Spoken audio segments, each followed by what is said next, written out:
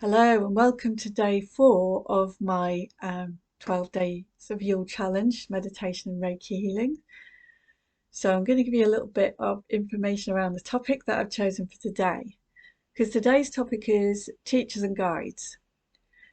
So it's kind of teachers and guides can be actual teachers and guides and gurus maybe that we've sought, other teachers that we've sought out to actually, or bumped into, come across, um, to teach us something. And quite often teaching lessons can be quite exciting and joyful, quite an adventure to go on. They can give us purpose in life, um, so that we can then share our wisdom with others afterwards, or use it to enhance our own lives.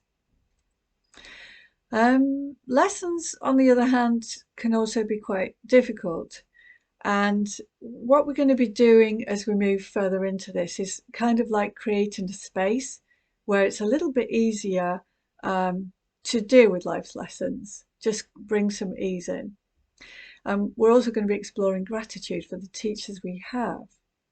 And just back on that note, who are the people that we have learned lessons of? Because if they're in the everyday situation, they could be anybody. They could be somebody at work, they could be somebody in the family, um, it could be just in our community, friends, people that we know. But lessons can be very simple. It can be, we can learn a lot from a situation, positive or negative, or even pass us by. Um, Maybe it's something that we've seen or witnessed, and that might be a lesson or a teacher or a guide in that moment. So teachers help us to focus our attention, and on that note I'm going to bring in the rest of it. So I'm kind of going to look at, we're moving toward the time now that we've celebrated the solstice, where we are, as on the planet, heading towards the sun again in the northern hemisphere.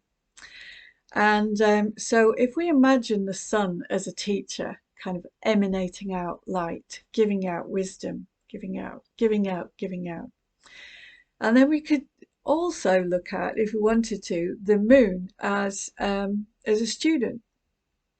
The moon then takes the light of the sun and reflects it out further away, So it's kind of what we learn, whatever we learn from things in life, we bring into the world.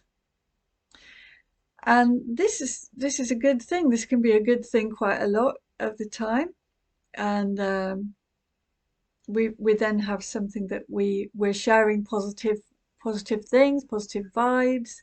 Um, we can become a quite an authority on things as well, learning um, what we've learned from, and then using that to write the next bit of our life out.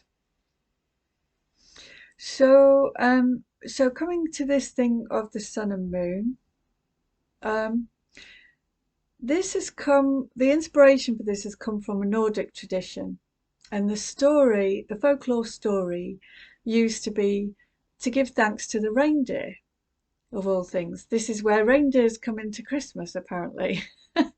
Although I've heard many different stories, but this was the one that I wanted to kind of settle with and use today. People used to give thanks to the reindeer because it was the way of getting around. It was a transport system, a way of getting from one place to another. And I kind of like can see a link in information, how information comes can be quite important. We can learn information through so many different types of media, and the most popular ones at the moment are these videos. Through podcasts, we still learn from word of mouth. We learn from watching people's actions. We learn from books, lots of books, many ways. TV programs, if you watch TV. Um, so there are many, many ways. I'm sure you could think of more. So coming back then, the reindeer, we're giving thanks to the reindeer. But the reason that the Nordics blessed the reindeer was because they believed that it was the female reindeer, which was usually bigger and more likely to survive the winter time, would at some point head up the mountains, and in its antlers would bring the sun back over the top of the mountains again. So whether that's because they couldn't see the reindeer the rest of the time, but as soon as the light started to come back, oh, there they are, yeah, yeah, I can see it's bringing the light down back into our lives. So um, yeah, so that's that's quite a thing for a reindeer to do, to carry the light back in, and that won't have happened um, necessarily on this day, because they go for a long time. It depends exactly where they are in the northern hemisphere, but it can be well into January um, that before the sun actually starts to break the horizon line. They're literally in darkness for a very long time. And at this point, they've been in darkness. They're at the halfway point before the sun starts to come back in. So it's a great time to celebrate it and say thanks and really give some energy to that, to the transport system that's going to carry the light in, carry that information in. So in terms of bringing this back into our modern day lives, I'm sure you can see where I'm going here. We should or could maybe give thanks for all the different types of media that we have, and the instruments that we have, our mobile phones, tablets, um, screens, computers. Um, but also you could give thanks at this point to transport itself. We have ways of going around places. Sometimes it is necessary to travel to places, to see people, to learn things. So being able to move around is quite important and have different experiences. So there's many things to sort of give thanks for there. There's giving thanks for the light, for the people that have taught us things, or the situations, and for the ways in which information arrives. So if we just start to settle a little bit more, and I'm going to just make this more of a contemplation because it is about lessons and learning. So if you find yourself somewhere really comfortable, and just take deep breaths. Again, do 3 deep breaths. In and out. And another one in and out. And really release there. And if you feel to continue the breathing, you can do so. So the contemplation might be, what does it feel like to learn and to receive learning? So I can kind of get my curiosity horns on, my little ears going. I might get really bright, wide eyes as I'm looking things up, or being aware of where is it going to come from.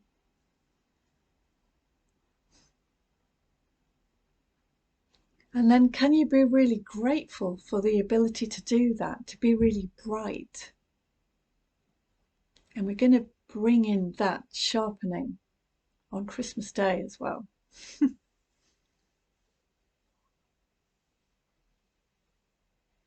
So is it possible to have a feeling, a real strong feeling of gratitude for being able to learn? That's the first thing. And then can we open as well to, I wonder, is it possible that when learning has been difficult, that we can invite in some ease and a sense of wonder as well? Because if we've learned something that's negative and we know it's not a healthy lesson, it is possible to just invite in a positive response to that lesson learned. And also to be able to receive it with ease. Maybe even a little bit of indifference. Not so it's not emotionally challenging it's too much.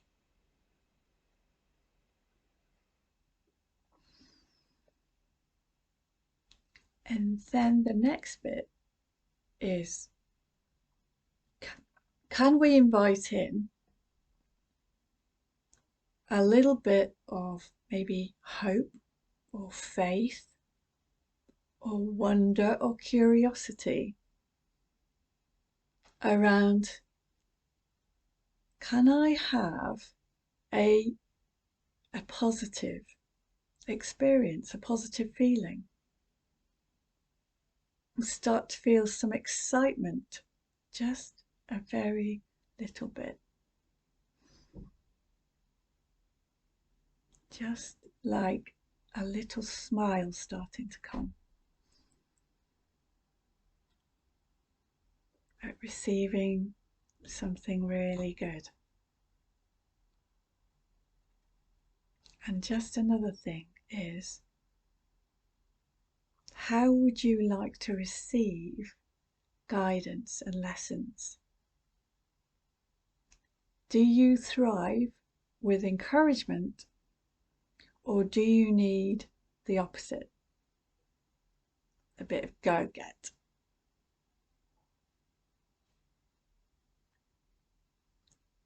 And I'm just going to finish on that note of gratitude. Thank you. Thank you to all of my good teachers and the good lessons.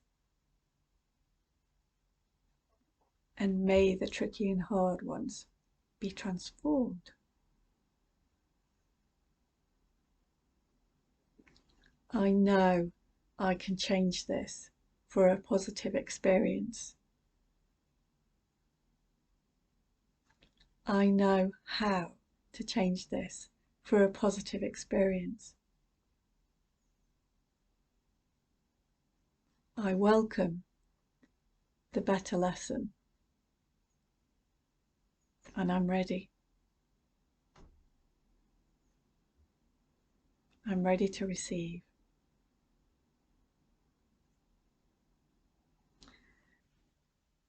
Thank you for choosing your teachers and guides wisely. Thank you for choosing wise lessons. And thank you for the wisdom that you bring to the world. And so your challenge of today is, who are my teachers today? What is my wisdom to share?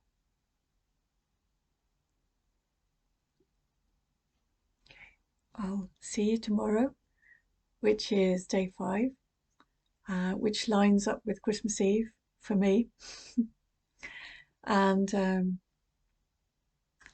is a day of adventure. So I can't wait for you to connect. Bye for now.